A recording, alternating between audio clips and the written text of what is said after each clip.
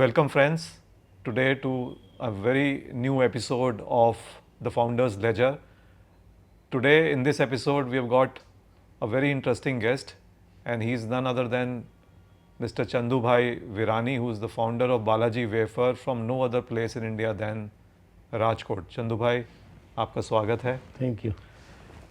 तो शुरुआत करता हूँ मैं आपके बैकग्राउंड से. आपका बैकग्राउंड जो है वो खेती से जुड़ा था.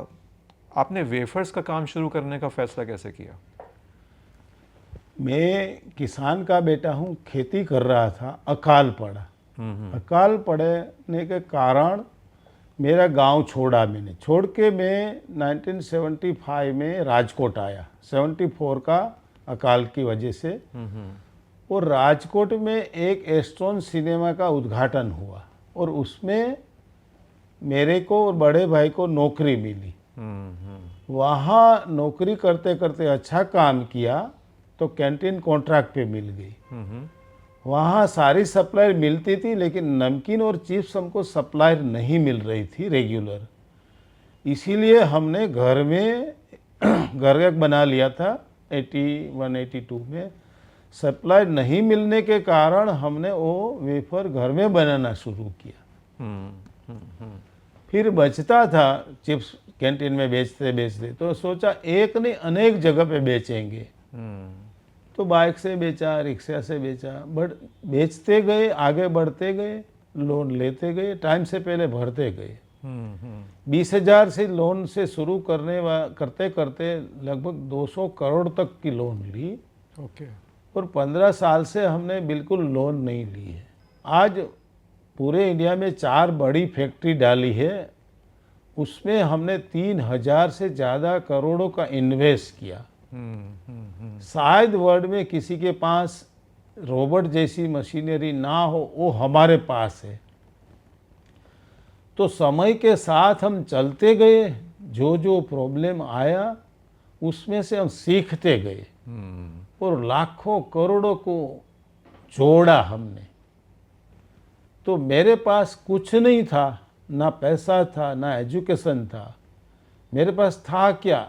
एक मानवता थी, एक इंसानियत थी. इंसानियत के आधार पे मेरे पे लोगों ने विश्वास से जोड़े. वो पहले मैंने उसकी भलाई का काम किया, तो आज मेरी भलाई करने वाले करोड़ों लोग हो गए. तो भलाई की वजह से, एक विश्वास की वजह से एक ब्रांड बन गया. एक ब्रांड की वजह से प्रॉफिट हमारे यहाँ ऑटोमेटिक आता है. प्रॉफिट के बारे में कोई आदमी सोचने वाला नहीं है हमारी फैक्ट्री में. और जो भी हमारे साथ है उसको सेटिस्फाई करने की कोशिश करनी है, दावा नहीं. गारंटी किसी को हम अपने बच्चे को भी नहीं दे सकते हैं कि सेटिस्फाई कर सकेंगे, लेकिन समझदारी से सेटिस्फाई करेंगे तो वो सेटिस्फाई होता है. तो इसीलिए आज हमारी कंपनी लोगों हमारे लिए काम कर रहे हैं. इसलिए आज हमारा भला हो गया दूसरों की भलाई में, उसको बोलते हैं प्रॉफिट हो गया. कितनी अच्छी बात आपने बताई चंदू भाई कि हमारा भला हो गया लोगों की भलाई में, और वही रियल प्रॉफिट है.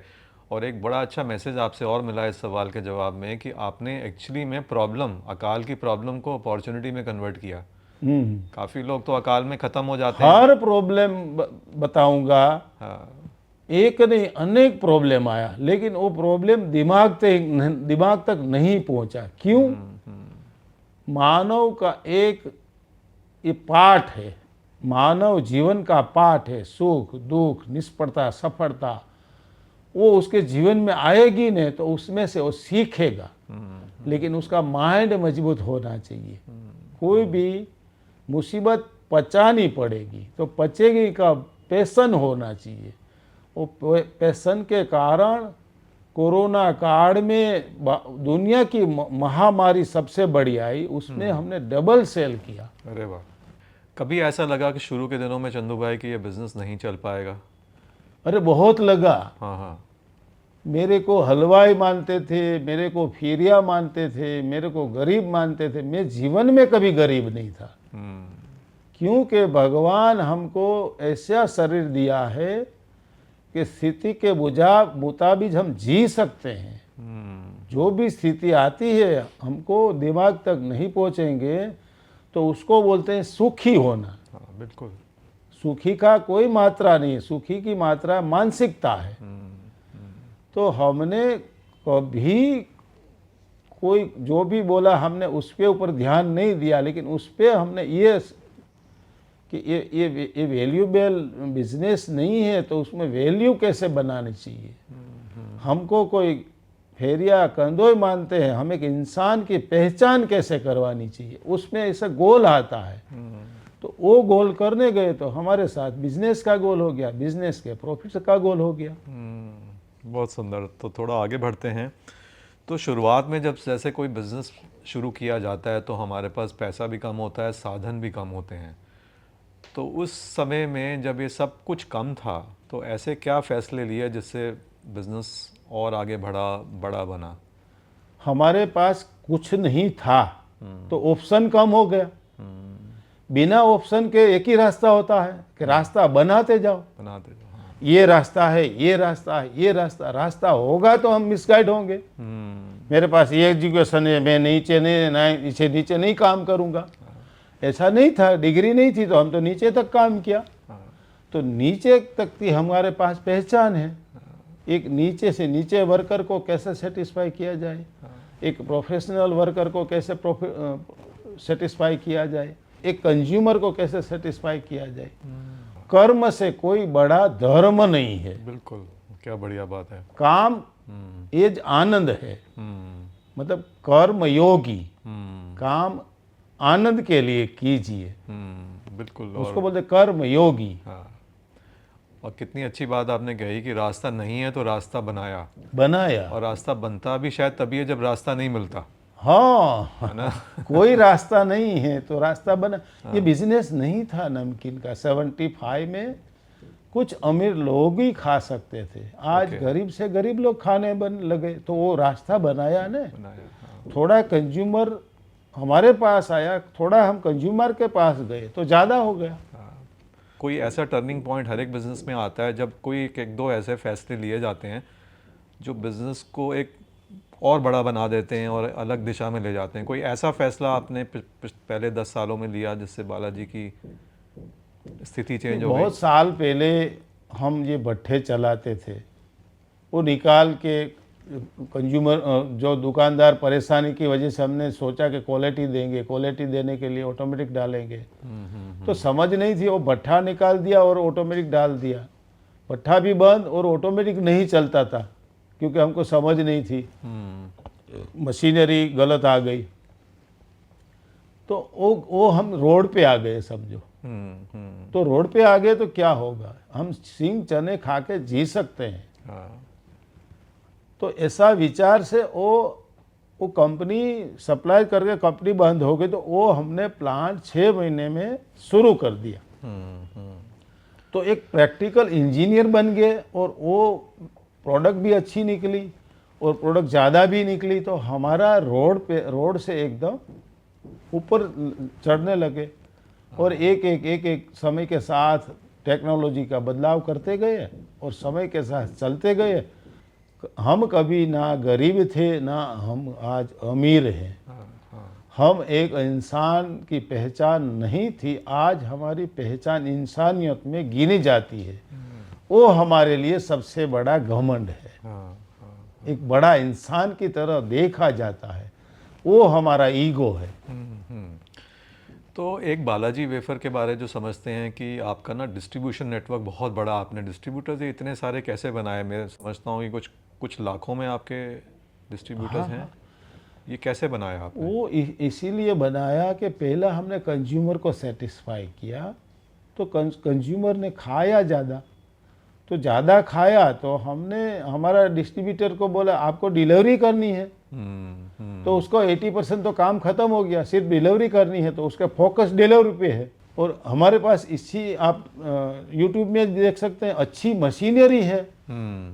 वो 24 आवर्स 6 दिन तक चलेगी तो भी रुकती नहीं है। अरे वाह। तो सारी मशीनरी से, सप्लायर से, प्रोसेस सारे चीज़ें कमिटेड हो गई। कोई ऐसे डिस्ट्रीब्यूटर हैं जो आपसे जो जुड़े शुरू में कभी छोड़ के गए या कोई छोड़ के नहीं गया? नहीं नहीं, देखो छोड़ के तो आता है जाता है, लेकिन बहुत कम। वो जो बड़ा सोल डिस्ट्रीब्यूटर है वो कोई चेंज नहीं होता। नहीं होता। छोटे छोटे हैं वो कभी कभार चेंज होते हैं, लेकिन बहुत कम होते हैं। जो मैंने सुना है कि आपने पहले कंज्यूमर का विश्वास जीता, उसके बाद फिर आपने अपने डिस्ट्रीब्यूटर्स का विश्वास जीता और उससे बालाजी वेफर इतने सालों में इतना बड़ा बन गया। बालाजी वेफर्स इतना प्रॉफिटेबल कैसे बना? आपका फोकस था शुरू से, हालांकि आपने बोला कि मानवता is the real profit, but जब आप बिज़नेस कर रहे हैं तो शुरू से कभी था कि मेरे को लॉस नहीं करना, प्रॉफिट बिज़नेस में मुनाफा ही होना ही चाहिए? नहीं नहीं, ये तो हमने ये सोचा कि बिजनेस होगा तो मुनाफा तो होगा ही। तो हम करते गए, मुनाफा इसलिए बढ़ता गया कि हमने पहले 50 केजी पर आवर कैपेसिटी वाली लाइन डाली। इसके बढ़ते बढ़ते आज हमारे पास 3,000 पर आवर केजी वाली लाइन है। तो समझो 50 केजी लाइन लेंगे और 3,000 केजी की पर आवर लाइन लेंगे तो वो 15 गुना पैसा नहीं डालना पड़ेगा। 15 गुना उसमें जगह नहीं चाहिए, 15 गुना मेन पावर नहीं चाहिए, 15 गुना हॉर्स पावर नहीं चाहिए। तो वो हमारे पास बचत हुई। अच्छा अच्छा। हम पहले किलो में माल खरीदते थे, आज टनों में खरीद रहे हैं। तो परचेस पावर भी बढ़ा, वहाँ से प्रॉफिट आया। प्रोसेस पावर बढ़ा, उससे प्रॉफिट आया। डिलीवरी पावर बढ़ा, वहाँ से प्रॉफिट आया। और हमने आरओआई में से प्रॉफिट लिया, परसेंटेज में कम हुआ। तो आरओआई से हमारा परसेंटेज बढ़ गया कि हमने इतना इन्वेस्ट किया है। उसको 12 घंटे चलाते थे, 24 घंटे चलाने लगे तो प्रॉफिट आ गया वहाँ से। बिल्कुल आया, बिल्कुल। तो हमारा प्रॉफिट परसेंटेज में कम हो गया, आरओआई में बढ़ गया। बढ़ गया। तो आरओआई बहुत ज़रूरी है किसी भी हाँ, बिजनेस को। वो जरूरी है। हाँ, इंडिया की जो मार्केट है, जो कंज्यूमर है इंडिया का, वो प्राइस कॉन्शियस है। तो यहाँ पे हमारे को, हम सबको, आपको, मेरे को और हमारे सब भारतीय दोस्तों को सुंदर भी चाहिए प्रोडक्ट, सस्ता भी चाहिए। तो ये आपने कैसे इन दोनों के बीच में बैलेंस इंश्योर किया कि आपका प्रोडक्ट भी अच्छी क्वालिटी का हो, सुंदर भी हो और उस दाम पे मिले जिस पे ज़्यादा से ज़्यादा कंज्यूमर उसे बार बार ख़रीदना चाहें? बिकॉज आपका प्रोडक्ट तो जितनी बड़ी लोग बार बार ख़रीदेंगे उतना ही बिकेगा। तो ये बैलेंस जो है क्वालिटी और प्राइस के बीच में आपने कैसे अचीव किया? देखो, पहले हमने सोचा कि हम मास कंज्यूमर में जाएंगे। अच्छा। तो मास कंज्यूमर तो हमारे पास मीडियम क्लास है। भूख तो ज़्यादा गरीब लोगों को लगती है, अमीर को तो कम भूख लगती है। गरीब लोग ज़्यादा काम करते हैं तो उसको शरीर को चाहिए चीज़ें। तो उसके मुताबिक हमने 80% कंज्यूमर का टारगेट रखा और उसके मुताबिक हम थोड़ा उधर गए और थोड़ा हमारे पास आए। मैं एग्जांपल दूँ, मेरे गांव में 25 साल पहले, 30 साल पहले कोई स्नैक्स नमकीन खाता ही नहीं था, पैकेट। एक आध दुकान वो गांठिया की, वो भजिया की थी, उसमें ही खाते थे। आज मेरे गांव में जाएंगे तो वो भजिया के गांठिया बेचने वाले से 10 गुना हमारा वहाँ बिकता है। अच्छा। हाँ, वो बिल्कुल नहीं बिकता था। तो उसके जरूरत मुजब एफोर्डेबल प्राइस हम दे चुके, क्योंकि बड़ा प्रोडक्शन हुआ तो हमारा कॉस्टिंग नीचे आया। तो वो कस्टमर हमारे पास आया, थोड़ा हम रेट में उसकी तरफ गया। उसको किसी तरह का पैकिंग चाहिए, कभी उसको समझो परचेस किया है, उसको 6 महीना तक फेंकना नहीं पड़ेगा, तो उसको नुकसान नहीं हुआ। थोड़ा माल बचा है तो छोटा पैकेट लेंगे तो बचेगा नहीं, उसी तरह का पैकिंग दिया। 2 आदमी को चाहिए तो बड़ा पैकिंग, 4 आदमी ऐसा पैकिंग। तो वो हर हमने इतने 51 ईयर्स के एक्सपीरियंस के हमको ये हुआ कि इसको ये चाहिए, इसको ऐसा चाहिए। तो आप क्या हमें बता रहे हैं कि आपने बड़े अच्छे से अपने कंज्यूमर को समझा। पहले तो आपको समझ में आया कि आपका कंज्यूमर कौन है, जो आपने बोला 80% मार्केट है इंडिया की, वो आपका कंज्यूमर है, वो क्लैरिटी थी आपको। उसके बाद फिर आपने उस कंज्यूमर को बहुत अच्छे से समझा और उस समझ के बेसिस पे फिर आपने ऐसा प्रोडक्ट बनाया जो उस कंज्यूमर की जो ज़रूरत है, हाँ, उसको सेटिस्फाई करे। सेटिस्फाई किया। अब आते हैं थोड़ा कंपटीशन पे। हम्म। आपने जब शुरू किया तो इंडिया में कोई इंडियन ब्रांड्स बालाजी जैसे तो थे नहीं, मल्टीनेशनल ब्रांड्स थे और इतनी बड़ी बड़ी कंपनीज हैं जो इतना बड़ा प्रॉफिट भी है, तो उनसे आपने कैसे compete किया उस बाज़ार में? पहले एमएनसी कंपनी थी, वो इतनी ग्राउंड रूट तक समझने वाली नहीं थी। मैं ग्राउंड रूट से था। मैं आपको एमएनसी कंपनी की बात बोलूं 25 साल 30 साल पहले की, तो वो 10 रुपया से छोटा पैकेट नहीं था, याद कर लीजिए। तो हमने उसी टाइम 5 रुपये का पैकेट दिया। अच्छा। आज भी हम 5 रुपये का पैकेट दे रहे हैं। क्योंकि आहिस्ते आहिस्ते आदमी की जो हार्डवर्क कम होता जा रहा है, इसलिए उसकी रिक्वायरमेंट भी कम होती जाती रही। तो हमने वेट कम करते रहे। अच्छा। पहला आदमी 50 ग्राम खाता था, फिर उसने 45 ग्राम किया, फिर उसने खाने का 40 ग्राम किया। तो आज हम 25 ग्राम दे रहे हैं, तो 25 ग्राम में एक आदमी की भूख मिट सकती है। चाय पी लेंगे या कोई सॉफ्ट ड्रिंक पी लेंगे, और 25 ग्राम नाश्ता है, ये कोई फूड तो नहीं है। 25 ग्राम आपके या कोई छोटे आदमी के पेट में जाएगा तो उसकी भूख मिट सकती है। खाना तो उसको खाना ही है। खाना तो खाना ही। अगर खाना नहीं मिलता है तो कभी कभार मूंग दाल का 10 रुपये का पैकेट खा ले तो भूख भी कभी कभार मिट सकती है। तो ये फूड नहीं है, ये तो स्नैक्स और नमकीन है, वो चलते फिरते लोग खा सकते हैं। बट आपने बिजनेस 50 साल में आपकी बड़ी अच्छी सुंदर और लंबी जर्नी रही है, तो कंपटीशन को लेके आपके क्या विचार हैं जो आप शेयर करना चाहेंगे? देखो, कंपटीशन हमने कभी 1% सामने डिस्काउंट कर दे, 5% करेंगे, उन्हें 2 किया तो हमने 3 कर, ऐसा नहीं किया। हमने उससे अच्छी बातें की, उससे हमने अच्छी सिस्टम दी, और हमने पहले से ही सोचा कि किसी कॉम्पिटिटर को ख़त्म नहीं करना है। अगर सारे कॉम्पिटिटर को हम ख़त्म कर देंगे तो हम रावण बन जाएंगे। तो रावण बनना सही नहीं है। मोनोपोली बिजनेस में करो, लेकिन सबको साथ रख के करो। हम उससे कुछ अच्छा देंगे तो हम उससे बड़ा बन जाएंगे। उसको ख़त्म नहीं करना है, क्योंकि वो कॉम्पिटिटर ही हमको सिखाता है। बिल्कुल। आज हमने एमएनसी में से ही सीखा ने बिल्कुल कि वो दिमाग से बातें करती है तो हम दिल से बातें करेंगे। वो प्रोफेशनल है तो हम प्रैक्टिकल है। हम प्रैक्टिकल तो बने, लेकिन उसको कॉम्पिटिटर ना समझ के, साथीदार समझ के हमने सीखा। मेरी एक टीम प्रैक्टिकल है, वो इंडियन प्रोडक्ट देंगे। एक हमारे पास प्रोफेशनल टीम है, वो एक वेस्टर्न प्रोडक्ट देंगे। तो हम एमएनसी से भी सीखते हैं और एक लोकल कॉम्पिटिटर से भी सीखते हैं। दोनों को सीख के हमारे पास दोनों चीज़ें हैं। हमारे पास प्रोफेशनल भी है, प्रैक्टिकल भी है।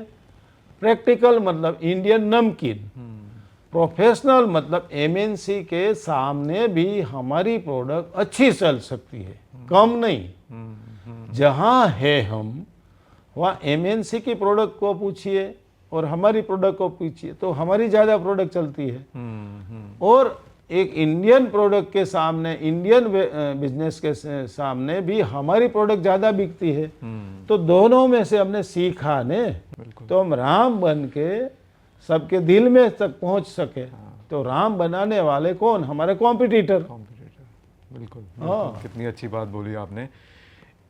आगे और बढ़ते हैं चंदू भाई, और एक चीज़ मैं आपसे समझना चाहूँगा, और जो मुझे लगता है कि बालाजी की सफलता के पीछे एक बहुत बड़ा कारण है, मल्टीपल कारण है, बट ये एक बहुत बड़ा कारण है कि बालाजी का परिवार, आपका जो परिवार है, जुड़ा रहा है इस 50 साल की जर्नी में, और अभी भी जुड़ा हुआ है। नेक्स्ट जनरेशन आ गई है बिज़नेस में। तो ये क्या कारण है जिसके कारण आप सब अभी भी एक साथ मिलकर काम करते हैं? देखो, फैमिली का कारण हमारा 5000 साल पुराना इतिहास है। महाभारत और रामायण। महाभारत में सबने मेरा मेरा करके सब मर गए। रामायण में तेरा तेरा करते सब तर गए। फैमिली को संभालना सबसे बड़ी चैलेंज है। वो चैलेंज को आसान कर दो तो बाकी चैलेंज खत्म हो गई। दूसरों को तो आसानी से तुम संभाल सकते हो। बिल्कुल। तो फैमिली के बेज पे बालाजी ने एक मानव जात का बड़ा संगठन की शक्ति खड़ी कर दी। वो एक ताकत बन गई, एक बड़ा बिल्डिंग बन गया हाइट वाला, वो मानव का बिल्डिंग बन गया। इसके कारण ये बालाजी बन गया। बालाजी मतलब बाढ़ हनुमान। हनुमान ने वानर सेना बनाई थी, हमारी टीम ने मानव सेना बनाई, बहुत सुंदर। एक विश्वास पात्र मानव सेना। तो कितनी अच्छी बात है कि अगर हम फैमिली को अपॉर्चुनिटी बना दें तो बड़ा बन सकते हैं, प्रॉब्लम बना दें तो वहीं के वहीं ख़त्म हो सकता है। बहुत अच्छा मैसेज मिला आपसे इसमें। अब और आगे बढ़ते हैं। अभी कुछ दिन पहले ही आपने अमेरिका की एक बहुत बड़ी इन्वेस्टिंग कंपनी, उन्होंने बालाजी में इन्वेस्ट करा है, प्राइवेट इक्विटी कंपनी है, और हमारे व्यूअर्स के लिए बड़ा अच्छा ये मैसेज होगा। आपके विचार उस पर क्या हैं कि 50 साल की जर्नी में आपने पहली बार जो बालाजी एक फैमिली रन बिज़नेस है इतना बड़ा बनाया, आप लेके आए हैं, आपके क्या विचार हैं उस पर और क्यों लेके आए हैं आप? वो मेरा विचार नहीं था, मैं एक प्रैक्टिकल हूँ। हाँ। मैं तो बोलूँगा फैमिली कंपनी चलाएंगे, हाँ। मेरे को नहीं अच्छा लग रहा था। लेकिन हमको अच्छा लगे ना लगे, हर का एक माइंड अलग होता है, मन अलग होता है, लेकिन मत तो एक पेटी में डालना पड़ेगा। क्योंकि ये कंपनी मेरे से ज़्यादा आगे कौन ज़्यादा चलाएंगे, हमारी नेक्स्ट जनरेशन। तो उसका विचार ये था, उसने सालों का पूरे वर्ल्ड की कंपनी का डेटा देखा कि एक फैमिली कंपनी बहुत लंबे टाइम तक नहीं चलती है और एक प्रोफेशनल कंपनी लंबे टाइम तक चलती है। वो विचार हमारी नेक्स्ट जनरेशन का था, इसलिए उसने कुछ स्टेक बेच के जनरल एटलांटिक को, ये कंपनी उसको एग्जिट कहाँ से मिलेगी? आईपीओ से मिलेगी। तो आईपीओ आएगा, वो आईपीओ में उसकी मास्टरी है, तो वो पब्लिक कंपनी बनाएंगे। वो उसका विचार है और सही विचार है, उसके साथ हमारा मत है। मन अलग है तो मत तो एक ही है। तो ये बहुत बड़ी बात है चंदू भाई कि एक फैमिली रन बिजनेस में 50 साल का टाइम हो जाए, 5 दशक, और अगली जनरेशन जो अभी भी राजकोट में, आप सब लोग मिलके राजकोट में रहते हैं, ऐसी सोच कि आप एक बाहर फैमिली से बाहर किसी को लेके आएँ, ये आप दर्शाता है कि आपकी कितनी फॉरवर्ड लुकिंग सोच है। एंड शायद यही कारण है कि 50 साल तक बालाजी जो बना है कि हर मौके पे आपने ऐसी नई नई चीज़ बालाजी में लेके आए और बालाजी आगे बढ़ रहा है और आगे बढ़ता रहेगा। तो चंदू भाई, आपकी बहुत लंबी जर्नी रही है। तो आपने, जब हम चलते हैं तो आपने जैसे बताया अपनी वार्तालाप में कि जब रास्ता नहीं था तो खुद रास्ता बनाया, बट जब रास्ते पे चल रहे होते हैं, रास्ता खुद बना भी रहे होते हैं, तो कोई ना कोई ऐसे सोर्स होते हैं जिनसे हम इंस्पायर होते हैं। वो हो सकता है कोई लीडर हो सकता है आपका परिवार में आपके सीनियर्स हों। तो आप कुछ बताएंगे कोई ऐसा सोर्स जिससे आपको इंस्पिरेशन मिली? मैं कई बार बोलता हूँ हमारे पास कुछ नहीं है, एजुकेशन मतलब चौपड़ी नहीं है, तो खोपड़ी तो है। खोपड़ी मतलब मेरा दादा, मेरी दादी, मेरे मदर, मेरे फादर, तो उसका संस्कार हमारे में आया होगा। बहुत सुंदर। हमने हमारे माइंडली स्ट्रोंग हुए होंगे तो कहाँ से, वो डीएनए आया होगा। फिर चलते चलते हमने सारे धर्म में से देखा, सीखा। हमारा धर्म वैष्णव धर्म है, लेकिन हमने देखा स्वामीनारायण बीएपीएस, स्वामीनारायण काफ़ी है। इसमें सबसे बड़ा मैनेजमेंट तुम्हारा यहाँ दिल्ली में अक्षरधाम है, वहाँ बच्चों को कम से कम 6 महीना सेवा में लगा दो। अच्छा। तो वहाँ का मैनेजमेंट मैंने देखा कि 2-5 करोड़ का लोगों का कोई एग्जीबिशन चल रहा है, वहाँ 10-10 किलोमीटर तक कोई पुलिस की जरूरत नहीं पड़ती, कोई ट्रैफिक वालों की जरूरत नहीं पड़ती, वो खुद मैनेज कर लेते हैं। अच्छा। वो साधु लोग खुद काम करते हैं, उसको स्वयं सेवक को फ्री में सेवा देते हैं, जो हम पैसे से नहीं करवा सकते हैं। तो उसमें से हमने सीखा, जो प्रमुख स्वामी महाराज है। अच्छा। तो हमने कोई बुरे से बुरा आदमी है, उसमें 5 गुण अच्छा होता है, वो सीखा। अच्छे से अच्छा आदमी, उसमें 5 बैड गुण भी होता है, वो नहीं सीखा। सीखना है वो सबको, सब लोगों से सीख सकते हैं। तो हमने, हमारे पास कुछ नहीं था तो सीखा, और कुछ हमारे संस्कार, हमारी खोपड़ी पूर्वजों से था। तो वो हमने इन्वॉल्व किया। जो मेरे दादाजी बोलते थे, दूसरे की भलाई करो, कि किसान कितनी मेहनत करते हैं लेकिन रेट दूसरे लोग तय करते हैं। तो हमने दूसरे के भलाई की, हमने दूसरे को रेट कभी तय नहीं किया। हमारा परचेसर को बोला कि आप रेट तय नहीं कर सकते, वो परचेस करना है या नहीं वो तय कर सकते हैं तुम। और हम बोलेंगे 3 महीने में पैसा देंगे, 2 महीने में देंगे, ऐसा तुम नहीं कर सकते।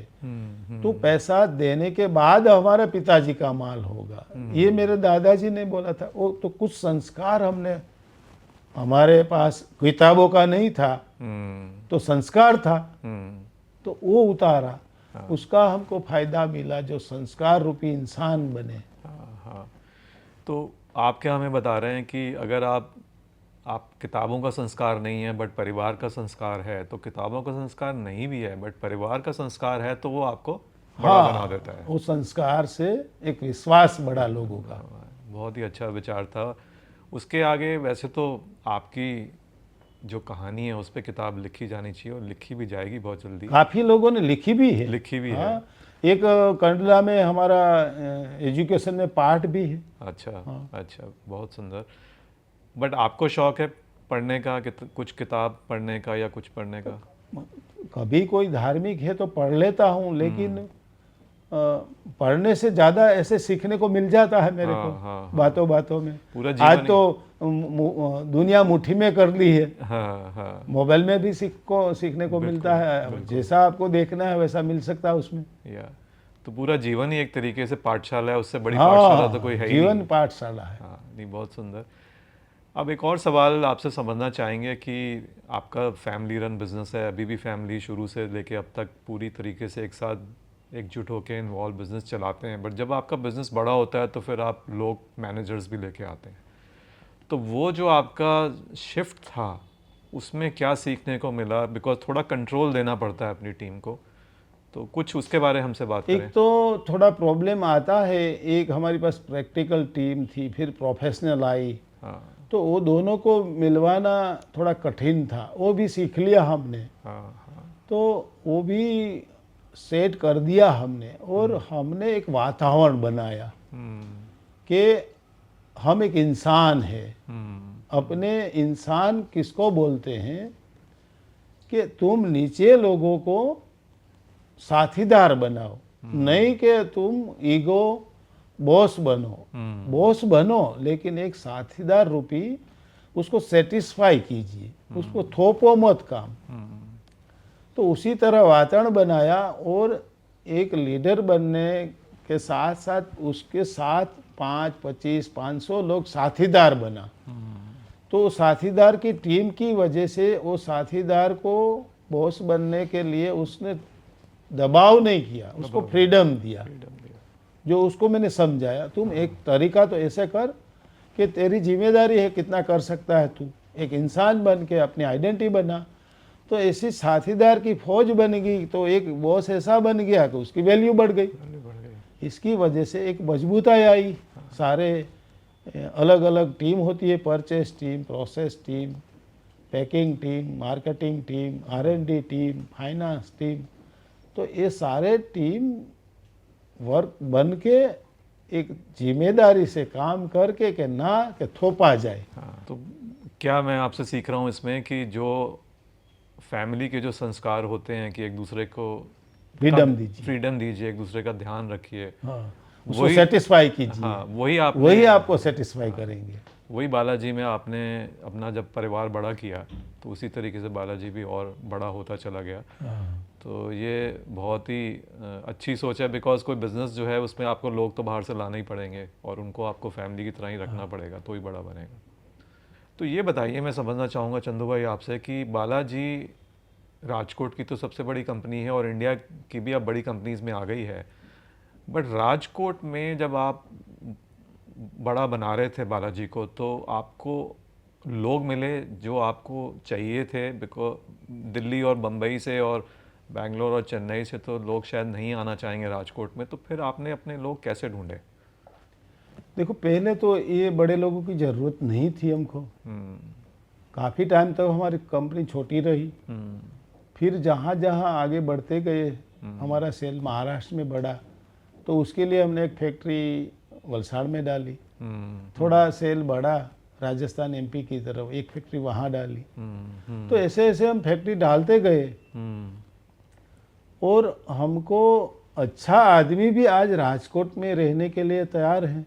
अच्छा। अगर और अच्छा आदमी नहीं रहना चाहते हैं, समझो कि यहाँ नहीं रहना चाहते, तो हम सभी जगह उसकी इंतजाम कर सकते हैं। आज ऐसा नहीं है कि हमारी फैक्ट्री में आना पड़ेगा, मुंबई में बैठ के भी हम काम कर सकते हैं, यहाँ बैठे बैठे दोनों मिलके। कुछ लोग राजकोट में बैठे, कोई मुंबई में बैठे हैं, तो भी कर सकते हैं। तो हमारी नेक्स्ट जनरेशन सोच रही है अच्छा आदमी हम लेंगे और नहीं आना चाहे तो उसके लिए हम व्यवस्था कर देंगे। तो सारी मुसीबतों का हल अगर इरादा है तो कोई भी उसका हल निकल सकता है। ऐसी सोच हमारी नेक्स्ट जनरेशन की है। लेकिन अभी तक हमको आदमी मिल रहा है, राजकोट में आ रहा है बाहर से। अच्छा। क्योंकि राजकोट सिटी एक जीने लायक सिटी है। नो डाउट दिल्ली दिल्ली होता है, मुंबई मुंबई होता है, तो वहाँ भी हम जा सकते हैं। तो वो कोई बड़ी बात नहीं है, हम तैयार हैं सबके लिए। बहुत सुंदर चंदू भाई। अब ये मैं आपसे जानना चाहूँगा, मैंने सुना था कहीं कि बालाजी वेफर ने अपने कॉम्पिटिटर्स को भी हेल्प करा जब उन्हें कुछ परेशानी या दिक्कत का समय जा रहा था, तो उसके बारे में कुछ और जानना चाहूँगा। देखो, यहाँ दिल्ली में हल्दीराम की बात थे, वो उसकी फैक्ट्री पूरी जल गई 4-5 साल पहले। तो उसको फ़ोन आया तो मैंने बोला होना था हो गया, जान बची तो लाखों पाए। अब आपको करना क्या, आपकी ब्रांड बनाए रखने के लिए क्या सोचा है आपने, मैंने सवाल किया। तो उसने सामने से पूछा कि देखो हम 4 भाई हैं, एक भाई हमारा राजकोट में है। अच्छा। तो हमने आपको इसलिए फ़ोन किया है कि आप हमारा ब्रांड पे हमारा जॉब वर्क कर दीजिए। तो मैंने बोला ठीक है, हमने किया नहीं है, मैं की कोशिश करूँगा आपको 1-2 घंटे में, क्योंकि मैं तो नहीं संभाल रहा हूँ, हमारी नेक्स्ट जनरेशन संभाल रही है। तो मैंने उसको पूछा, तो पहली नज़र में तो क्योंकि ये प्रोफेशनल लोग बच्चे हैं, तो कि अब मैदान खाली है, कल से हमारा माल चालू कर देंगे वहाँ, खाली है तो। मैंने बोला हम एक इंसान है और इंसान रहना चाहिए, बिजनेसमैन तो बाद में बने। अब एक इंसान कॉम्पिटिटर है लेकिन वो घायल हो गया है। वो आज अच्छा चीज, कल अच्छी चीज थी, आज वो रोड पे आ गया कि जैसी नौबत आ गई है। तो हमको उसको हेल्प करना चाहिए, ये मानवता है हमारी। हमारा पूर्वजों ने मानवता दी है, तो हमारे बच्चों ने हाँ बोल दी और हमने उसको 2 साल तक जो भी मदद चाहिए, जितना पैकेट चाहिए उतना हमने पुरवार किया। और उसने बोला वही रेट में, कोई बिजनेस नहीं, सेवा के रूप में। तो वही तो मैं बोलता हूँ, कॉम्पिटिटर रहेंगे तो वही तो हम राम बनाएंगे। बहुत बहुत बढ़िया चंदू भाई। बिकॉज क्या होता है कि किसी भी मार्केट में सब मिलके ही उस मार्केट को बड़ा बनाते हैं। हाँ, तभी मार्केट बनता है। मार्केट उसको कहते हैं समूह। हाँ, समूह है। हाँ, और जितना मार्केट बनेगा वो तो सभी का फायदा है उसमें। तो अगर आपका कंपटीशन ख़त्म होता है तो मार्केट भी छोटी होती है। तो चंदू भाई, आपकी 50 साल की प्लस की जर्नी रही है, 5 दशक की, और इसमें भारत बहुत बदला है। पिछले 25 साल में देखें, 30 साल में देखें तो भारत प्राइवेटाइजेशन की तरफ गया है, जिसमें एक बिज़नेस को ज़्यादा फ्रीडम दी गई है बड़ा होने की। उससे पहले हमारा जो भारत था वो पॉलिसीज सोशलिस्ट थी, गवर्नमेंट का कंट्रोल था, लाइसेंस राज था, हर जगह आपको बिज़नेस बनाने में और बढ़ाने में गवर्नमेंट से अप्रूवल चाहिए होता था। तो उस टाइम में पहले 25 साल में आप बताएं कि आपने ये कुछ परेशानियां देखी, और अगर देखी तो उसको आपने कैसे सॉल्व किया अपना बिज़नेस बढ़ाने में। देखो, पहले बिजनेस करते थे अलग अलग ऑफिस, अलग अलग टैक्स। तो बहुत साल पहले जब मोदी साहब ने जब बिजनेस का जो समिट किया था, तब हमने एमओयू किया था ना, तब उसको मैंने एक लेटर दे दिया था कि सिंगल विंडो सिस्टम होना चाहिए। अच्छा। तो एक कमिश्नर को डांट भी पड़ी, कैसे ना आप नहीं दे सकते। मैं हाथ मिलाने गया तो एक कवर दे दिया। तो आज काफ़ी फर्क किया है ये एक एक सरकार, ताकतवर सरकार आई है, मोनोपोली वाली सरकार आई है, भाजपा सरकार, तो काफ़ी इंस्पेक्टर राज ख़त्म किया, काफ़ी इनकम टैक्स राज ऑनलाइन में ख़त्म किया, और टैक्स अलग राज्य का था। हमको जीएसटी में एक ही टैक्स के नीचे आना पड़ा, तो वो टैक्स सरकार को भी इजी मिला। तो मैं तो ऐसा बोलता हूँ, अगर टैक्स ज़्यादा से इजी होगा ने तो भरने के लिए सब तैयार है, सब तैयार है। तो जीएसटी की वजह से आज सरकार को ज़बरदस्त टैक्स मिला। आदमी टैक्स से नहीं डरेगा। आदमी अलग अलग एक अलग अलग जाना है विंडो में, वो तकलीफ है। तो एक जीएसटी, एक टैक्स हो गया पूरा इंडिया का, तो सरलता हो गई सारे बिजनेस वालों को। जो माल रुक रुक के चलता था वो स्पीड से चलने लगा, स्पीड बढ़ गई बिजनेस की, इसके वजह से टैक्स भी बढ़ गया। तो ये अच्छा विचार था, और ये विचार नई सरकार ने एम्प्लॉय किया, और इसलिए सब बिजनेसमैन आगे बढ़े, इसकी वजह से टैक्स भी बढ़ गया। तो होना चाहिए, सही है। हम रजूआत करेंगे तो सुनने वाला भी है, देर से पर ट्राई करते रहो तो सुनते रहेंगे। और क्या होता है चंदू भाई कि जब ऐसे आप ही बता रहे हैं कि जब बिज़नेस बड़ा होता है, बिज़नेस क्यों बड़ा होता है, जब बाज़ार बड़ा होता है, तो गवर्नमेंट की पॉलिसीज़ ने पिछले 25 साल में भारत का बाज़ार बहुत बड़ा किया, उसे खोल दिया, लाइसेंस वगैरह इंस्पेक्टर राज ख़त्म किया, उससे सब बिज़नेस बड़े हो गए। अब अगर बिज़नेस बड़ा होता है तो गवर्नमेंट का टैक्स भी बढ़ता है। अगर वो थोड़े रेट पे भी टैक्स ले रहे हैं तो भी बड़े बिज़नेस पे थोड़े रेट का टैक्स में उनका टैक्स बढ़ता है। तो इससे क्या हुआ है कि सभी का फ़ायदा हुआ है। बिज़नेस भी बड़े हुए हैं, सरकार का भी फ़ायदा हुआ है, और जब बिज़नेस बड़े होते हैं तो ज़्यादा नौकरियां भी मिलती हैं, तो पूरे समाज का भी फ़ायदा हुआ है, समाज का, देश का फ़ायदा हुआ है। तो बहुत बहुत सुंदर मैसेज है इसमें हम सभी के लिए। तो चंदू भाई, एक और सवाल आपसे हम समझना चाहेंगे। आप स्नैक्स के बिज़नेस में हैं, स्नैक्स एक खाने का एक हिस्सा ही है, और खाना जो होता है वो स्वास्थ्य से जुड़ा हुआ है, क्योंकि हम अपने शरीर के अंदर उसको डाल रहे हैं, और उसमें एक बहुत बड़ी चीज़ एक आ जाती है, फैक्टर आ जाता है फिर क्वालिटी। तो उसके बारे में आपके क्या विचार हैं कि आप जो प्रोडक्ट अपना बना रहे हैं उसमें आप कैसे ये देखते हैं कि वो हमारे स्वास्थ्य के लिए भी, आपके कंज्यूमर के स्वास्थ्य के लिए अच्छा रहे? क्योंकि हम नमकीन बना रहे हैं तो सबसे ज़्यादा ऑयल था, तो उसमें हमने 4 प्रकार का अलग अलग फ्राई कर दिया। ड्रिप ड्रॉइंग, सेलो फ्राई, स्प्रे फ्राई और रोस्टेड। तो आप देख लेना, ऐसा हमने टेक्नोलॉजी की फॉरेन के मिलके, पेपर में डाल के देखेंगे तो पेपर में ऑयल का दाग नहीं होगा, तो एकदम लेस ऑयल कर दिया। फिर रतलामी सेव देखेंगे तो ओरिजिनल रतलाम या इंदौर में मैंने देखी, वो एकदम तीखी, एकदम तेल, एकदम मसालेदार, और हमने 50% ऑयल कम कर दिया, 50% मसाला कम कर दिया। तो काफ़ी चीज़ें हेल्थ के लिए हमने कम ऑयल कम मसाला वाली चीज़ें कर दी। तो हमने सबका ध्यान रखा है, खाली ये एनवायरनमेंट का भी ध्यान रखा है। हमारा जो पानी निकलता है वो पानी हमने 75% कम करके रिसाइकलिंग किया, और वो पानी हमारी चारों फैक्ट्री में वाटर बाहर नहीं निकलता है। अच्छा, वहाँ तक हमने हेल्थ का ध्यान रखा। अगर पानी हमारा गंदा बाहर निकलेगा तो किसी की हेल्थ का खतरा है। तो हमारा पानी हमारे प्रीमाइसिस में हम कोई पेड़ लगा देते हैं, काव के लिए ज्वार मक्का लगा देते हैं, और वो पानी पिलाने से पहले ट्रीट करवाते हैं। ट्रीट करके उसमें से लाखों का गैस यूज करते हैं हम, कि जो बाहर से मंगवाते हैं गैस, वो फायदा होता है हुंडिया मण का।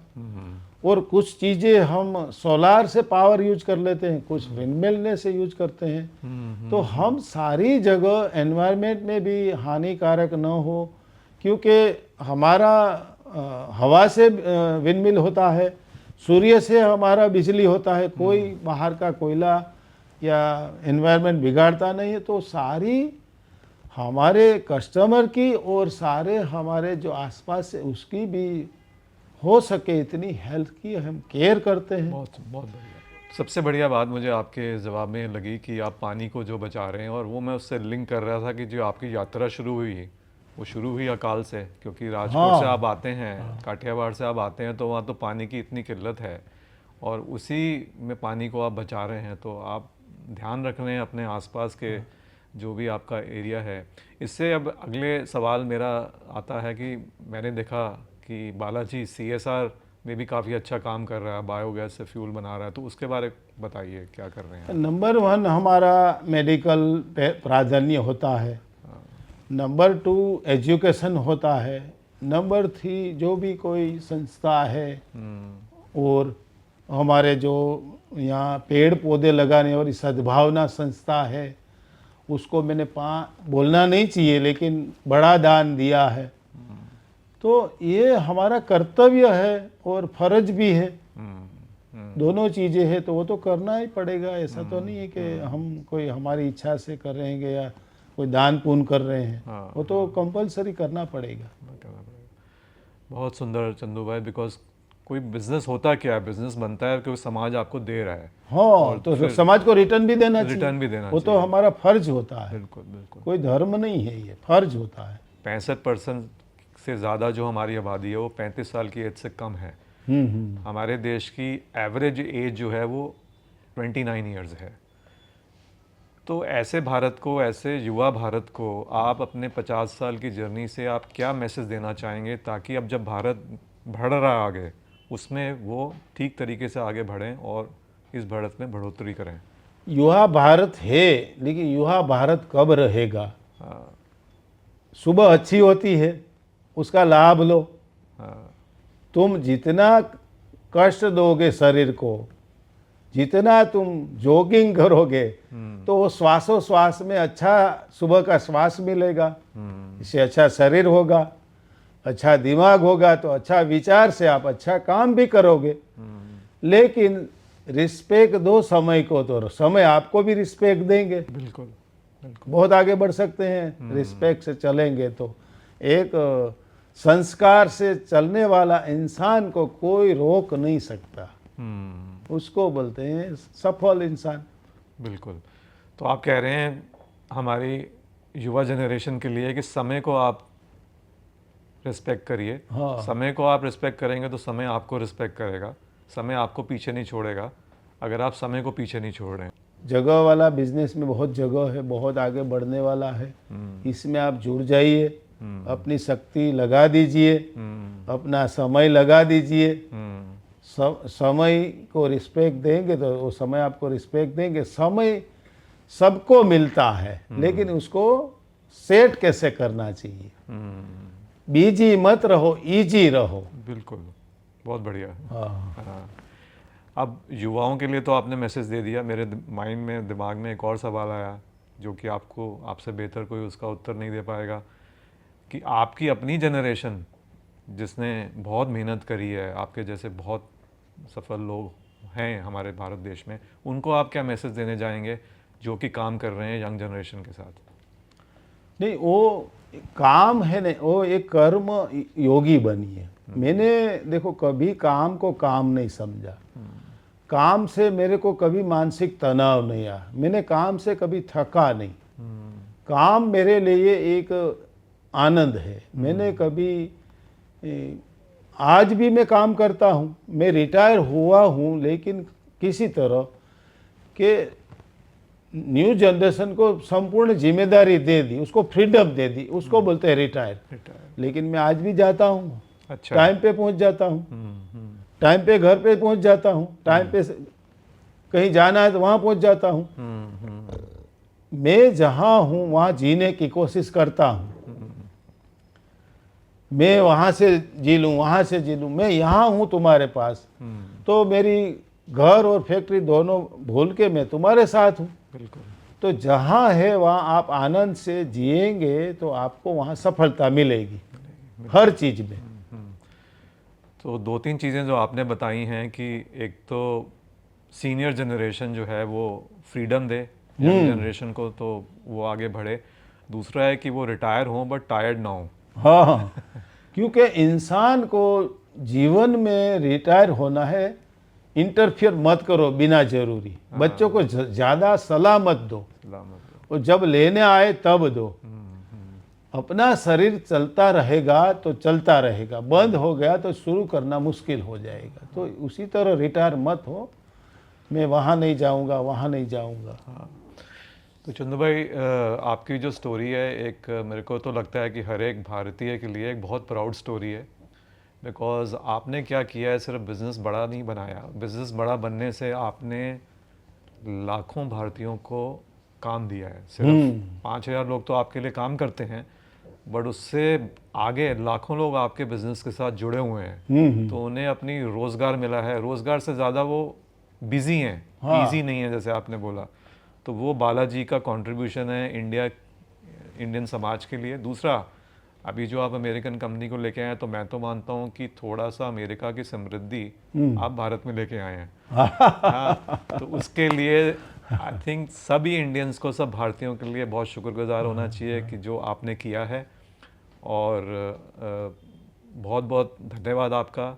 ये हमारा ऑनर है कि आप हमारे बीच आए, अपने आपने विचार हमारे साथ शेयर करें, और ये विचार जितना दूर तक पहुँचे हमारे देश में, वो हम सबके लिए बहुत अच्छा है।